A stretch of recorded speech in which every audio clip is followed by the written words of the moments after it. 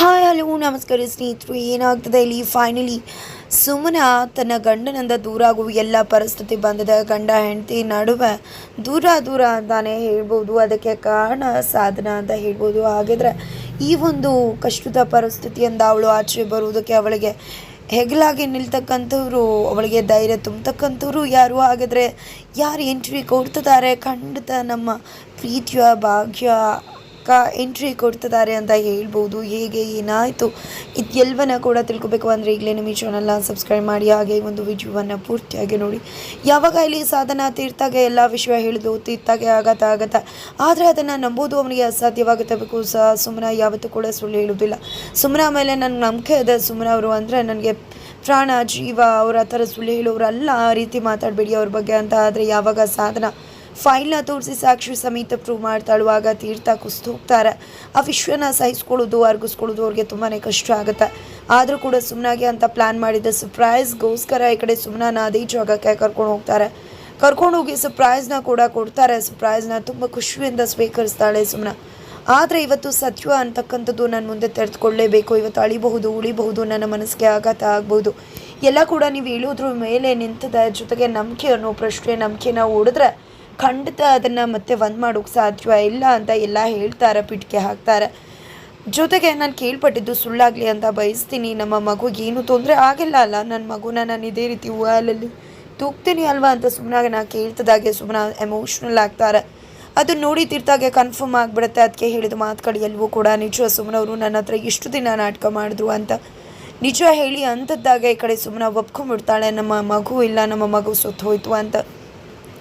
ಇದರಿಂದ ತೀರ್ಥಾಗೆ ತುಂಬಾ ಆಘಾತ ಆಗುತ್ತೆ. ಏನು ಮಾಡಿಬಿಟ್ರಿ, ಸುಳ್ಳು ಹೇಳಿಬಿಟ್ರಲ್ಲ ಪಾಪಿ ನೀವು. ಎಷ್ಟು ಇಲ್ಲ, ತಂದೆಗೆ ಮಗು ಸತ್ತೋಗಿದೆ ಅನ್ನೋ ನಿಜ ಹೇಳಿಲ್ವಲ್ಲ, ಹೇಗ್ರಿ ಮನ್ಸು ಬಂತು? ನನ್ನ ಮಗು ಮಗು ಅಂದ ಹೇಳಬೇಕಿದ್ರೆ ಇಡೀ ಪ್ರಪಂಚದಲ್ಲಿ ನಾನು ನಿಮ್ಮನ್ನು ಎಷ್ಟು ಪ್ರೀತಿ ಮಾಡ್ತಿದ್ದೆ, ಆದರೆ ಏನು ಮಾಡಿಬಿಟ್ರಿ ನೀವು ಅಂತಿದ್ರೆ ದಯವಿಟ್ಟು ಸಾಹೇಬ್ರೆ ನಾನು ಬೇಕು ಅಂದ ಮಾಡಿದ್ದಲ್ಲ, ಅದಕ್ಕೆ ಕಾರಣ ಆಯಿತು. ದಯವಿಟ್ಟು ಮಾವನ ಆರೋಗ್ಯ ಅಂಥದ್ದಾಗೆ ನೆಪ ಮಾಡಬೇಡ್ರಿ. ನೀವು ಮಾಡಿದ ತಪ್ಪನ್ನ ಅಪ್ಪನ ಮೇಲೆ ಹಾಕ್ಕೊಂಡು ಎಂತ ಮಾಡಿಬಿಟ್ರಿ. ಯಾವುದೇ ಕಾರಣಕ್ಕೂ ಇನ್ನು ನಿನಗೂ ನನಗೂ ಯಾವುದೇ ಸಂಬಂಧ ಇಲ್ಲ. ನೀನೊಬ್ಳು ರಾಕ್ಷಸಿ, ನನ್ನ ಮಗುನ ಕೊಂದಾಕ ಇನ್ನು ನಿನಗೂ ಏನು ಸಂಬಂಧ ಇದೆ ಅಂತ ಹೇಳಿ ದೂಡಿ ಹೋಗ್ತಿದ್ರೆ ಕಾಲಿಟ್ಕೊಂಡು ಬೇಡ್ಕೋತಾಳೆ. ಕಾಲಿಟ್ಕೊಂಡು ಬೇಡ್ಕೊಂಡ್ರು ತೀರ್ಥ ಮನಸ್ಸು ಕರ್ಗೋದಿಲ್ಲ. ನಿಮ್ಮ ಬಿಟ್ಟರೆ ನನಗೆ ಯಾರಿದ್ದಾರೆ ಅಂದಾಗ ಹೌದೌದು, ಮೊದಲೆಲ್ಲ ಮಗು ಬಿಟ್ಟರೆ ಯಾರಿದ್ದಾರೆ ಅಂತಿದ್ರೆ, ಈಗ ನನ್ನ ಬಿಟ್ಟರು ಯಾರಿದ್ದೀರಿ ಅಂತ ಹೇಳ್ತಿದ್ರೆ. ಇದೇ ಆಗೋಯ್ತು ನಿಮ್ಮದು. ಎಷ್ಟೆಲ್ಲ ನಂಬಿಕೆ ಇಟ್ಟಿದೆ, ಆ ನಂಬಿಕೆಗೆ ದ್ರೋಹ ಬಗೆದು ಬಿಟ್ರಿ ನೀವು ಅಂತ ಹೇಳಿ ತುಂಬ ಸೆಟ್ ಮಾಡಿಕೊಂಡು ನೋವಲ್ಲಿ ಅಲ್ಲಿಂದ ಹೋದರೆ ಈ ಕಡೆ ಸುಮ್ಮನೆ ಸತ್ಯ ಹೋಗಬೇಕು. ಇವರೇ ಇಲ್ಲ ಅಂದಮೇಲೆ ನನ್ನ ಜೀವನ ಯಾತಕ್ಕೆ ಬದುಕಬೇಕು ಅಂತ. ಆದರೆ ಅವಳನ್ನ ಬದುಕಿಸೋದು ಸಾಧನ ಆಡಿದ ಎಷ್ಟೋ ಮಾತುಗಳು ಅವಳ ಜೀವನ ಉಳಿಸುತ್ತೆ.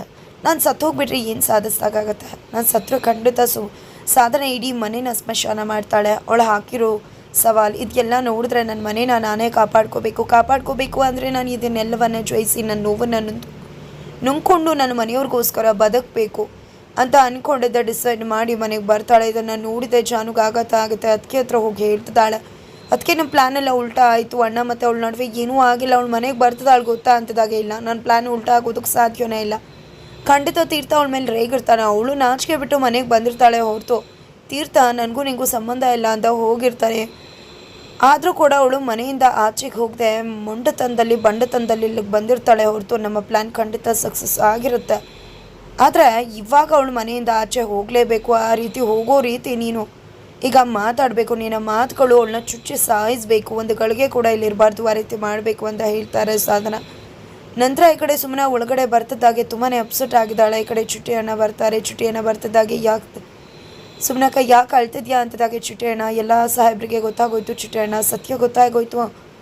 ಆದರೆ ಅವ್ರು ನನ್ನ ಮೇಲೆ ತುಂಬ ಕೋಪ ಮಾಡ್ಕೊಂಡಿದ್ದಾರೆ ಅಂತದಾಗೆ ಈ ಕಡೆ ಏನಾಯಿತು ಏನು ಅಂತ ಮಾತಾಡ್ತಿರ್ತಾರೆ. ಅಷ್ಟರಲ್ಲಿ ಪದ್ಮವ್ರು ಬರ್ತಾರೆ. ಪದ್ಮವ್ರು ಬಂದಿದ್ದೆ, ಇದೇನಿದು ನೀನು ಈಗಲೇ ಬರ್ತಿದ್ಯಾ? ಮತ್ತು ಸಾಧನ ಮತ್ತು ಜಾನು ಮಾತಾಡ್ತಿದ್ರು, ನನಗೆ ವಿಷಯ ಹೇಳಿದ್ರು 15 ದಿನ ನೀನು ಬರಲ್ಲ, ಅದಕ್ಕೋಸ್ಕರ ಪ್ಯಾಕ್ ಮಾಡ್ತಿದ್ವಿ ಅಂತ. ಈಗಲೇ ನೀನು ಬಂದುಬಿಟ್ಟೆ ಅಂತದಾಗ ಈ ಕಡೆ ಚಿಟ್ಟೆ ಮತ್ತು ಸುಮ್ಮನಾಗೆ ಗೊತ್ತಾಗ್ಬಿಡುತ್ತೆ. ನನ್ನ ಮನೆಯಿಂದ ಆಚೆಗೆ ಹೋಗ್ತೀನಿ, ವಾಪಸ್ ಬರಲ್ಲ ಅಂದ್ಕೊಂಡು ಎಲ್ಲರೂ ಕೂಡ ಪ್ರಿಪೇರ್ ಮಾಡಿದ್ದಾರೆ ಅಂತ. ಎಂಥ ಪಾಪಿಗಳು ಮನೆ ಸೊಸೆನ ಆಚೆ ಕಳಿಸೋದಕ್ಕೆ ಎಂತೆಲ್ಲ ಪಿತೂರಿ ಮಾಡ್ತಿದ್ದಾರೆ ಅಂತ ಚಿಟ್ಟೆಯನ್ನು ಕೂಡ ಅನ್ಕೋತಾರೆ. ನಂತರ ಈ ಕಡೆ ಸುಮ್ಮನೆ ಇಲ್ಲ ಅಂತ ನಾನು ಎಲ್ಲೂ ಹೋಗಲ್ಲ, ಸಾಹೇಬ್ರು ಹೇಳಿದರು ಆದರೆ ನಾನು ಹೋಗಲ್ಲ ಅಂತ ಬಂದೆ. ನಿಮ್ಮನ್ನು ಬಿಟ್ಟು ಎಲ್ಲೂ ಹೋಗಲ್ಲ. ಯಾವತ್ತೂ ಕೂಡ ನನಗೇನೇ ಆದರೂ ಪರವಾಗಿಲ್ಲ, ಆದರೆ ನಾನು ಈ ಮನೆ ಖುಷಿ, ಈ ಮನೆ ನೆಮ್ಮದಿನ ಬಯಸ್ತೀನಿ. ನನಗೆ ನೋವಾದರೂ ಈ ಮನೆನ ನಾನು ಕಾಪಾಡ್ತೀನಿ. ಯಾವತ್ತೂ ಕೂಡ ಈ ಮನೆ ಹಾಳಾಗೋದಕ್ಕೆ ನಾನು ಬಿಡೋದಿಲ್ಲ. ಅದಕ್ಕೆ ನೀವು ಧೈರ್ಯ ಗೆಡ್ಬೇಡಿ ಅಂತ ಹೇಳಿ ಅಲ್ಲಿಂದ ಹೊಟ್ಟರೆ ಏನಿದು ನಾನೇನೋ ಹೇಳಿದ್ರೆ ಇವರೇನೋ ಮಾತಾಡಿ ಹೋದ್ರಲ್ಲ ಅಂತ ಪದ್ಮವ್ರು ಅನ್ಕೋತಾರೆ. ನಂತರ ಈ ಕಡೆ ಸುಮ್ಮನೆ ರೂಮ್ಗೆ ಹೋಗ್ತಿದ್ದಾಗೆ ಬ್ಯಾಗ್ ಪ್ಯಾಕೆಟ್ ಮಾಡಿರೋದನ್ನು ನೋಡ್ತಿದ್ದಾಗೆ ಸಾಧನ ಆಡಿದ ಮಾತುಗಳು, ಸಾಹೇಬ್ರು ಆಡಿದ ಮಾತುಗಳು ಎಲ್ಲವೂ ಕೂಡ ನೆನಪಾಗುತ್ತೆ. ದಿಟ್ಟತನದಿಂದ ಬಂದಿರೋ ಸುಮನ ಯಾವುದೇ ಕಾರಣಕ್ಕೂ ಈ ಮನೆಯಿಂದ ಆಚೆ ಹೋಗಬಾರ್ದು ಅನ್ನೋ ದಿಟ್ಟ ನಿರ್ಧಾರ ಮಾಡಿದಾಳೆ. ಆ ಬ್ಯಾಗಲ್ಲಿರೋ ಎಲ್ಲ ಡ್ರೆಸ್ಗಳನ್ನ ಮತ್ತೆ ಬೀರುಗೆ ಕಬೋರ್ಡ್ಗೆ ಇಡ್ತಾ ಇದ್ರೆ, ಈಗ ಹೋಗು ಮಾತಾಡುವಂಥದ್ದಾಗಿ ನಾಚಿಕೆ ಆಗಲ್ವಾ ನಿನಗೆ?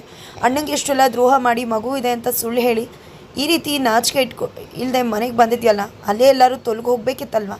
ಅಣ್ಣ ಕೂಡ ನಿನ್ನ ಬೈದಿರ್ತಾನೆ, ಅದಕ್ಕೂ ನಾಚಿಕೆ ಬಿಟ್ಟು ಬಂದಿರ್ತೀಯ. ಎಂಥ ಪಾಪಿ ನೀನು, ಅಣ್ಣಂಗೆ ಮೋಸ ಮಾಡಿದೆ ಮಗು ಇದೆ ಅಂತ. ಈಗ ಇಡೀ ಮನೆಯವ್ರ ಹತ್ರ ಮೋಸ ಮಾಡಿದೆ. ಎಲ್ಲರೂ ಕೂಡ ಮಗು ಮೇಲೆ ಪ್ರೀತಿ ಇಟ್ಕೊಂಡಿದ್ದಾರೆ, ವಂಶೋದ್ಧಾರಕ ಬರ್ತಾನೆ ಅಂತ. ಆದರೂ ಕೂಡ ಇಷ್ಟೆಲ್ಲ ಮಾಡಿ ನಾಚಿಕೆ ಬಿಟ್ಕೊಂಡು ಬಂದಿದ್ಯಲ್ಲ, ನಿಂತು ಒಂದು ಜನ್ಮನ ಹಾಗೆ ಹೀಗೆ ಅಂತ ಹೇಳ್ತಿದ್ರೆ ಈ ಕಡೆ ಸುಮ್ಮನೆ ಏನೂ ಕೂಡ ಮಾತಾಡ್ತಿಲ್ಲ. ನಂತರ ಈ ಕಡೆ ಜಾನು ಒಂದು ಹೆಜ್ಜೆ ಮುಂದುವರೆದು ಮಗುನೇ ಕೊಂದ್ಬಿಟ್ಟಿಯಲ್ಲೇ ಪಾಪಿ ಅಂತ ಹೇಳ್ತಿದ್ದಾಗೆ ಸುಮನ ಕೋಪ ಎಲ್ಲಿರುತ್ತೋ ತೆಗೆದು ಕೆನ್ನೆಗೆ ಬಾರಿಸೇ ಬಿಡ್ತಾಳೆ. ಇದನ್ನು ನೋಡಿ ನನಗೆ ಹೊಡಿತೀಯಾ ಅಂತಿದ್ದಾಗೆ ಈ ಕಡೆ ಸಾಧನ ಶಾಕ್ ಆಗ್ತಾಳೆ. ಹೊಡೆಯೋದಾ? ತಾಳ್ಮೆ ಅನ್ನೋದಕ್ಕೆ ಲಿಮಿಟ್ ಇದೆ. ನಾನು ಕೂಡ ತಾಳ್ಮೆಯಿಂದ ಇದ್ದೆ. ಆ ತಾಳ್ಮೆ ಕೆಡಿಸೋ ಕೆಲಸ ಮಾಡಿದ್ದು ನೀನು. ಎಷ್ಟು ಮಾತಾಡ್ತೀಯ ನೀನು? ಮಾತುಗಳಿಗೆ ಒಂದು ಲಿಮಿಟ್ ಇದೆ. ಮಾತಾಡಬಾರ್ದು ಅಂತ ಸುಮ್ಮನಿದ್ದಷ್ಟು ಅತಿ ಆಗ್ತದೆ ನಿಂದು. ಇನ್ನು ಇದೇ ರೀತಿ ಅತಿ ಆಗಿದ್ರೆ ಕೇಳೋರು ಯಾರೂ ಇಲ್ಲ ಇಲ್ಲಿ ಅಂತ ಹೇಳ್ತಾರೆ. ನನಗೆ ಹೊಡಿತೀಯ ಅಂದಾಗ ಹೊಡೆಯೋದಾ ಅಂತ ಹೇಳಿ ಕೈ ಹಿಡ್ಕೊಂಡು ನುಳಿಸ್ತಾಳೆ. ಅಷ್ಟರಲ್ಲಿ ಈ ಕಡೆ ಸಾಧನ ಕೂಡ ಬರ್ತಾಳೆ. ಏನು ಮಾಡ್ತಿದ್ಯಾ ನೀನು? ಅವಳು ಹೇಳಿದ್ರಲ್ಲಿ ಏನು ತಪ್ಪಾಯಿತು ಅಂತ ಈ ರೀತಿ ನಡ್ಕೋತಿದ್ಯಾ ನೀನು? ನಿಜ ಅಲ್ವಾ? ನೀನು ಸುಳ್ಳು ಹೇಳಿದೆಲ್ಲ ತಪ್ಪೇನಿಲ್ಲ ಅಲ್ಲ? ಸುಳ್ಳು ಹೇಳಿದವಳು ಪಾಪಿ ನೀನು. ಇಡೀ ಮನೆಯವ್ರಿಗೆ ವಿಷಯ ಗೊತ್ತಾದರೆ ಏನಾಗುತ್ತೆ ಗೊತ್ತಾ ಅಂತ ಎಲ್ಲ ಹೇಳ್ತಿದ್ರೆ ಈ ಕಡೆ ಜಾನುನ ತರಾಟೆಗೆ ತೊಗೊಂಡಿದ್ದಾಳೆ. ಇನ್ನು ಮುಂದೆ ನನ್ನ ರೂಮಿಗೆ ಬರಬೇಕಾದ್ರೆ ಪರ್ಮಿಷನ್ ತೊಗೊಂಡು ಬರಬೇಕು. ಇನ್ನು ಮುಂದೆ ಮಾತಾಡಬೇಕಿದ್ರೆ ಎಚ್ಚರಿಕೆಯಿಂದ ಮಾತಾಡಬೇಕು. ನಾನು ನಿಮ್ಮ ರೀತಿ ಆಗಬಾರ್ದು ಅಂತ ಅಂದ್ಕೊಂಡಿದ್ದೀನಿ. ದಯವಿಟ್ಟು ನನ್ನನ್ನು ನಿಮ್ಮ ಮಟ್ಟಕ್ಕೆ ಇಳಿಸ್ಬೇಡಿ ಅಂತ ಹೇಳ್ತಾರೆ. ನೋಡ್ತೀಯ ಜಾನು, ನಿನಗೆಲ್ಲ ಇಷ್ಟು ಮಾತಾಡ್ತಾಳೆ, ಆದರೆ ನನಗೆ ಮಾತಾಡ್ತಾಳೆ ಅವಳು. ಯಾಕೆ ಮಾತಾಡಲ್ಲ ಹೇಳು? ತೀರ್ಥಂಗೆ ವಿಷಯ ಹೇಳಿದ್ದೀನಿ, ಈಗಲೇ ತೀರ್ಥ ಇವಳನ್ನು ದೂರ ಮಾಡಿದ್ದಾನೆ. ಇನ್ನು ಮನೆಯವ್ರಿಗೂ ವಿಷಯ ಹೇಳಿಬಿಟ್ರೆ ಅದಕ್ಕೆ ಹೇಳೋದು, ಒಟ್ಟಿಗೆ ಎಲ್ರಿಗೂ ವಿಷಯ ಹೇಳಬಾರ್ದು, 1 by 1 ವಿಷಯ ಹೇಳಬೇಕು ಅಂತ. ನೋಡಿದ್ಯಾ ಈಗ ಹೇಗೆ ವರ್ಕ್ ಆಗ್ತದೆ ಅಂತ ಹೇಳ್ತಿದ್ರೆ, ಹೌದು ನಾನು ಮಾಡಿದ ತಪ್ಪಿಗೆ ಶಿಕ್ಷೆ ಅನುಭವಿಸ್ತಿದ್ದೀನಿ. ಸಾಹೇಬರು ನನ್ನ ಮೇಲೆ ಕೋಪ ಮಾಡ್ಕೊಂಡಿದ್ದಾರೆ. ಆದರೆ ಒಂದು ತಿಳ್ಕೊ, ನೀನು ಅಂದ್ಕೊಂಡಾಗ ಆಗೋದಿಲ್ಲ. ನೀನು ಅಂದ್ಕೊಂಡೆ ನಾನು ಮನೆಯಿಂದ ಆಚೆ ಹೋಗ್ತೀನಿ ಅಂತ. ಆದರೆ ನಾನು ಏನೇ ಮಾಡಿದ್ರೂ ಮನೆಯಿಂದ ಆಚೆ ಹೋಗಲ್ಲ. ನಾನು ಇಲ್ಲೇ ಇರ್ತೀನಿ. ನಿನ್ನಿಂದ ನನ್ನ ಮನೇನ ಕಾಪಾಡ್ತೀನಿ. ನಿಜ ಹೇಳಬೇಕು ಅಂದರೆ ಗೆದ್ದಿದ್ದು ನೀನಲ್ಲ, ಗೆದ್ದಿದ್ದು ನಾನು. ಸೋತಿದ್ದು ನೀನು. ನೀನು ಅಂದ್ಕೊಂಡಾಗೆ ನಾನು ಹೊರಡ್ತಾನೆ ಇಲ್ಲ ಮನೆಯಿಂದ. ಏನೇ ಮಾಡಿದ್ರೂ ಕೂಡ ಹೋಗೋದಿಲ್ಲ ಅಂತ ಹೇಳ್ತಿದ್ರೆ ಈ ಕಡೆ ಸಾಧನ, ಹೌದಾ ಸರಿ ಆಯಿತು, ರೆಂಬೆ ಕೊಂಬೆ ಒಂದೇ ಸತಿ ಬುಡ ನೆಕ್ಸ್ಟ್ ಕತ್ತರಿಸೋದು ಗೊತ್ತಾ? ಮುಂದೆ ಏನು ಮಾಡ್ತೀನಿ ಗೊತ್ತಾ? ಅತ್ತೆ ಮಾವಂಗೆ ವಿಷಯ ಹೇಳ್ತೀನಿ. ಆ ನಂತರ ಏನಾಗುತ್ತೆ ಅನ್ನೋದನ್ನು ಯೋಚನೆ ಮಾಡು ಅಂತಿದ್ದಾಗ ಈ ಕಡೆ ಸುಮ್ಮನೆ ಶಾಕ್ ಆಗ್ತಿದ್ದಾಳೆ. ನಂತರ ಈ ಕಡೆ ಸುಮ್ಮನ ಮಾತುಗಳು ಏನೋ ಹೇಳ್ತಿದ್ರೆ, ಅವಳ ಮುಖ ಏನೋ ಹೇಳ್ತಿದೆ. ಇದನ್ನು ಮಾವ ಅಬ್ಸರ್ವ್ ಮಾಡಿದ್ದಾರೆ. ತೀರ್ಥ ಬರ್ತಾರೆ. ಏನು ತೀರ್ಥ, ಆಗ ನೀನೇ ಹೆಂಡ್ತಿನ ಕರ್ಕೊಂಡು ಹೋಗಿ ಈಗ ವಾಪಸ್ ಬರ್ತಿದ್ಯಲ್ಲ, ಆಗಲೇ ನೀನು ಹೆಂಡ್ತಿ ಬಂದು ಅವಳು ಕೂಡ ನೋಡಿದ್ರೆ ಅವಳು ಏನೂ ಖುಷಿಯಾಗಿಲ್ಲ. ಸುಮ್ಮನೆ ಖುಷಿಯಾಗಿದ್ದೀನಿ, ನಗ್ನಗ್ತಾ ಇದ್ದೀನಿ ಅಂತ ಹೇಳ್ತಿದ್ದಾಳೆ.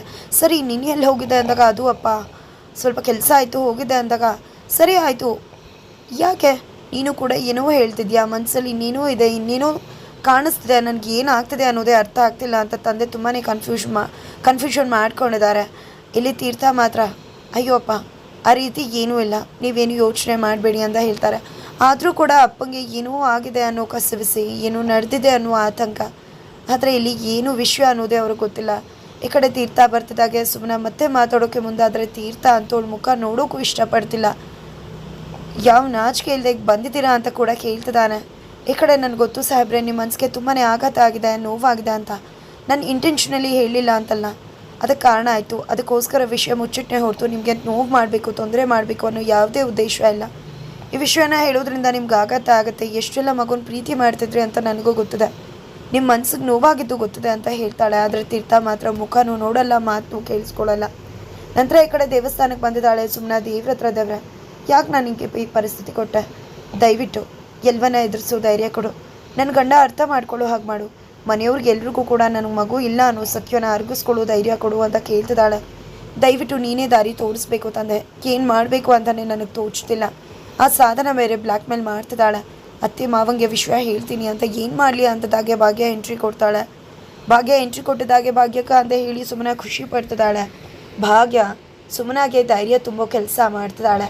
ಹಾಗಾದರೆ ಏನಾಗುತ್ತೆ ಮುಂದೆ ತಿಳ್ಕೊಬೇಕು ಅಂದರೆ ಈಗಲೇ ನಮ್ಮ ಈ ಚಾನಲ್ನ ಸಬ್ಸ್ಕ್ರೈಬ್ ಮಾಡಿ ಮುಂದಿನ ವೀಡಿಯೋಗೋಸ್ಕರ ವೇಟ್ ಮಾಡಿ.